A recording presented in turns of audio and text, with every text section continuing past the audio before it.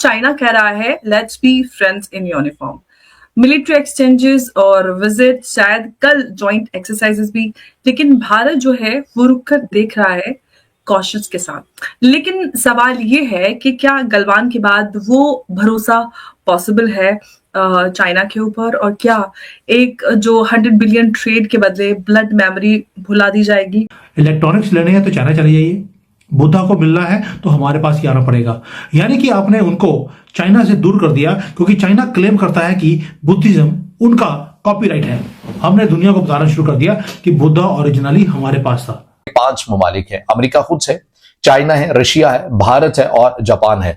America ये चाहता है कि इन 5 बड़े ममालिक को साथ मिलाकर, जिसमें वो खुद भी शामिल हो, अब एक नया वर्ल्ड ऑर्डर तश्कील दिया जाए, क्योंकि G7 अब उस तरह से मौसर नहीं रहा और ना ही आप कभी सुनते हैं कोई इजलास की कोई ऐसी कोई गहमा गहमी कोई चल रही है। और जब LAC पर चाइनीज ट्रूप्स अभी भी प्री गलवान पोजीशन पर वापस नहीं गए हैं, तो डिफेंस कॉर्पोरेशन का मतलब क्या है? कि गलवान में 20 इंडियन सोल्जर्स शहीद हुए, वीर गति को प्राप्त हुए, उसके बाद बिना जिस तरह से सिचुएशन है फुल रोल बैक के मिलिट्री हैंडशेक कैसे पॉसिबल है? क्या ये कॉन्फिडेंस बिल्डिंग है या कॉन्फिडेंस कॉम्प्रोमाइज? अब आपकी चॉइस है। आपको तरक्की चाहिए, जैसे हमने यूपी के अंदर, जिसको बिल्कुल ही जीरो बोलते थे, ऊत प्रदेश बोलते थे पंजाब में यूपी को, कि वहां पे सारे ऊत रहते हैं, यहां पर इस स्टेट का कुछ नहीं हो सकता। आज सरप्लस है, वहां पर एक मंदिर खुला है, यानी कि एक गंदी सी मस्जिद होगी तो वहां पर मायूसी छाई रहेगी, कूड़े का ढेर बन जाएगा, कोई आना पसंद नहीं करेगा। मंदिर बनते ही पूरी इकोनॉमी की काया पलट जाती है। देखिए, भारत को आजादी मिली 1947 में, चाइना आजाद हुआ 1949 में। भारत ने हमेशा चाइना के साथ अच्छे संबंध रखना चाहा है। इसके लिए नेहरू जी ने पंचशील एग्रीमेंट भी साइन किया था। जय हिंद दोस्तों, गलवान की घटना के बाद पहली बार चाइना ने वैसे तो 1-to-1 कोऑपरेशन करने को चाइना तैयार था, मिलिट्री लेवल पे डिप्लॉयमेंट्स पे बात करने को, और कई राउंड्स ऑफ टॉक भारत और चीन के बीच बॉर्डर को लेके, जो तनातनी है उसको लेके डिस्कस करने के लिए हुए।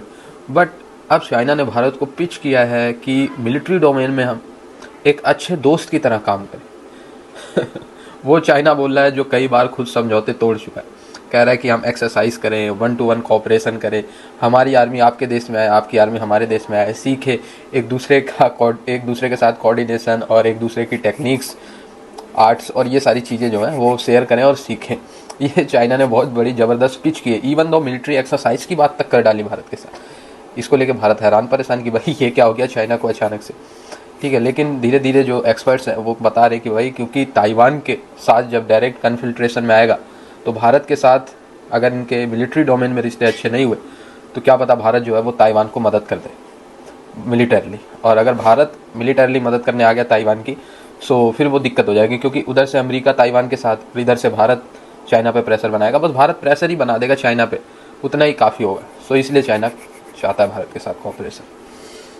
एक टाइम पे नेहरू जी को इतना विश्वास था, उन्होंने सैन्य अपनी डिफेंस पे उन्होंने इन्वेस्टमेंट भी नहीं किया, और 1962 में चाइना ने हम पर अटैक कर दिया और हमारा अक्साई चीन आज भी उनके कब्जे में है।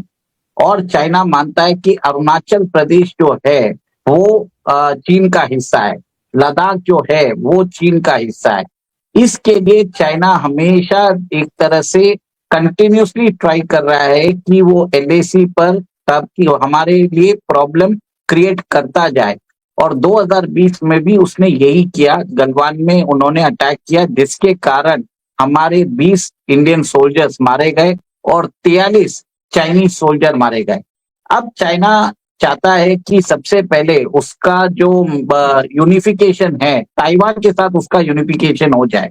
और इसके लिए वो क्या कर रहा है, ताइवान के ऊपर वो कंटिन्यूसली अपने प्लेन्स भेजता जा रहा है, अपनी वॉरशिप्स ताइवानी वाटर में भेजता जा रहा है। अब वो चाहता है कि जब वो ताइवान के ऊपर हमला करे, वो भारत के साथ अच्छे संबंध रखना चाहता है। इसके लिए चाइना बोल रहा है कि let us develop closer ties. अब ये क्लोजर टाइज में क्या है, वो बोलते हैं हमारे जनरल्स आपके यहाँ आएंगे, आपके जनरल्स हमारे यहाँ आएंगे, हम कुछ मिलिट्री एक्सरसाइज करेंगे, ठीक है, ये सब ठीक है। बट चाइना ने ऐसे कोई कॉन्फिडेंस बिल्डिंग मेजर दिए ही नहीं है। सबसे पहले तो उनको प्री गलवान पोजीशन में जाना चाहिए। अगर भारत से उनको अच्छे संबंध चाहिए तो अक्साई चीन को उनको वेकेट कर देना चाहिए और भारत को पीओजेके को रिक्लेम करने के लिए भारत का साथ देना चाहिए। Unless and until this two things happen, China पे भरोसा नहीं कर सकते हैं। सांप पे भरोसा कर सकते हैं पर चीनियों पे भरोसा मत करिए, इतना तक बोल देता हूं। और वो जब बोलते हैं तो वो बिल्कुल ही नहीं करेंगे, वो आपके पीठ में छुरा घोंपेंगे। ये उनकी आर्ट ऑफ वॉर, जो उनकी जो बुक है ना, सुन त्सू ने लिखी है, उसके अंदर दिया हुआ है। अगर किसी को भी चाइनीज की माइंडसेट अगर उनको समझना है, they should read the art of war. Chinese जी। Are very deceptive. वो एक तरह से वो लॉन्ग टर्म प्लानिंग करते हैं, डिसेप्टिव प्लानिंग करते हैं, लेयर्ड उनके ऑब्जेक्टिव्स रहते हैं।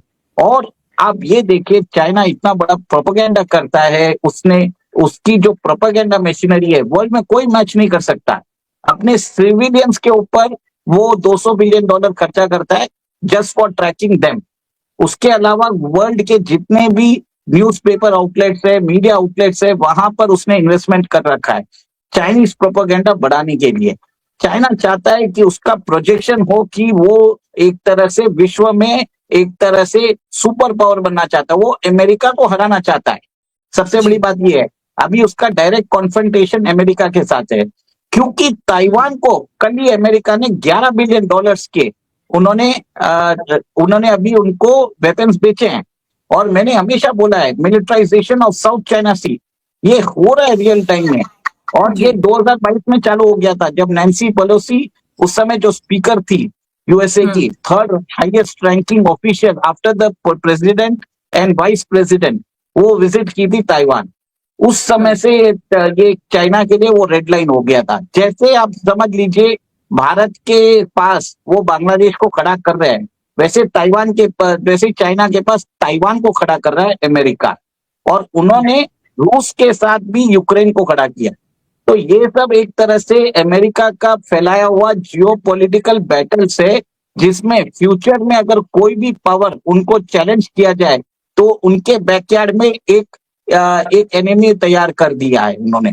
उनको समझ में आ गया कि भारत को अगर रोकना है तो ईस्ट और वेस्ट दोनों से करना पड़ेगा। सो दोस्तों, ये सारी चीज़ों को लेके भारत और चाइना के बीच रिश्ते अच्छे होने को हो सकते हैं, बट स्टिल भारत जो है चाइना पे भरोसा बिल्कुल भी नहीं कर सकता, क्योंकि जिस तरीके से चाइना का एक पास्ट हिस्ट्री रही है कि वो नेबर्स को तो बहुत तेज़ धोखा देता है। हालांकि देता तो दुनिया में सभी देशों को, पर नेबर्स को सबसे जल्दी काटता है। पहले अच्छे एग्रीमेंट्स कर लेगा, हम तो कॉपरेशन चाहते हैं, साझा विकास चाहते हैं, दोनों देशों का विकास, पैसा भी आपके देश में लगा देंगे। फिर जैसे ही आप थोड़ा सा भी वीक पॉइंट पे आएंगे, कब्जा कर लेगा। या तो नेपाल और पाकिस्तान जैसे देश बने आपकी लैंड चली भी जाए तो आप एक शब्द ना बोले, ठीक है। यहाँ तो सोवरेनिटी भारत की सबसे पहले आती है। एक जो हो गया सो हो गया, पर आज की डेट में 1 इंच ज़मीन भी हम अपना खोने को तैयार नहीं है, क्योंकि जिस तरीके से हमारी पॉपुलेशन बढ़ रही है, हमें खुद लैंड क्राइसिस है, ज़मीन की हमें खुद दिक्कत है, ऊपर से कोई और देश हम पे कब्जा कर ले तो वो चीज़ें और दिक्कत वाली हो जाएगी, ठीक है।